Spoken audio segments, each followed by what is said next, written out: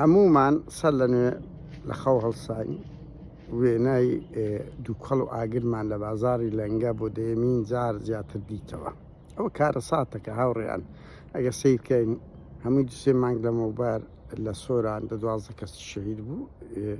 شوقێ ئیمارەیەکی گەورە و گرانی سوتاوتیان لە ماوەی 24 ساعت 38 ساعت بوو چەند بوو. پۆلیس گوتی ئێمە تاوانبارەکان برم هۆکارەکەی دەدۆزینەوە تا ئێستا کە وەزارەتی ناوخۆ ڕوونکردنەوەی نەدا لە دهۆک گەورەترین بازار سووتا هەمی چەند 2 هەفتە دەبی لە هەولێر ئەوە لە ماوەی چ ڕۆژە دووجار دوکانی لەنگە دەستێ. ئەوە پرسیاری زۆر گەورە دروست دەکە لەوەی یەک هیچ کەسێک ناچیرێ ئەوە کۆوە نییە ئەو دیتان هەموو ئەوەی کابرای تووڕە بوو لە خاوەن دوکانەکە ئەو کە کارگەکە چ سووتاندی ئەوە عزرەکی دا ئەنی کەس ناتوانین کۆڵی لێ بکە فلیمە ئەدلەی یەکلاکەرەوە. بەڵام ئەوە دووجاری لەنگە سۆران ئەوەی دهۆک پرسیاری زۆر گەورە دروست دەکا بۆ لە ماوەی کەمتر لە 3-4 مانگدا ئەو هەموو بازارە گەورەی کوردستان دەستێندرێ دوو کەس ناچیرێ.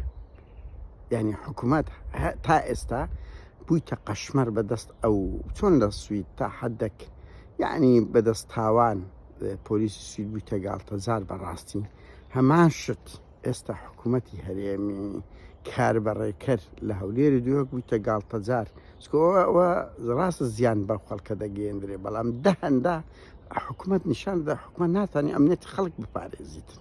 ئەوە نیشان دەدا ئاسایش و پۆلیس نات سەرکەوتوو نین فەشەل یا هینا لە هەر وڵاتشکەوی دەست دەچێشنەوە.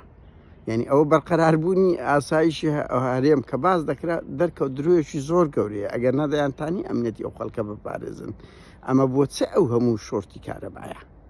بۆیە داوا دەکەم لە دوکاندارانی هەولێر و دهۆک یعنی دەنجی ناڕزاییتان تونتر بکەن ئەگەنە ئاوا مڵک و ماڵەکانتان لەبەر چاوتان دەسووتێنرێ و کەسیش ناچێ کاکە معقول نییە ئەو هەموو تاوانە بەرامبەرتان دەکرێت ئەو هەموو زیانە کەسێک ناگیرێ و حکوومەت هیچ تەبرین موقفەی پێنیە وەکو ئێستا لە زۆربەی وڵاتان هەندە حاڵەت هەیە کە تەحدید نەکرێ ئەڵێن وراستیە.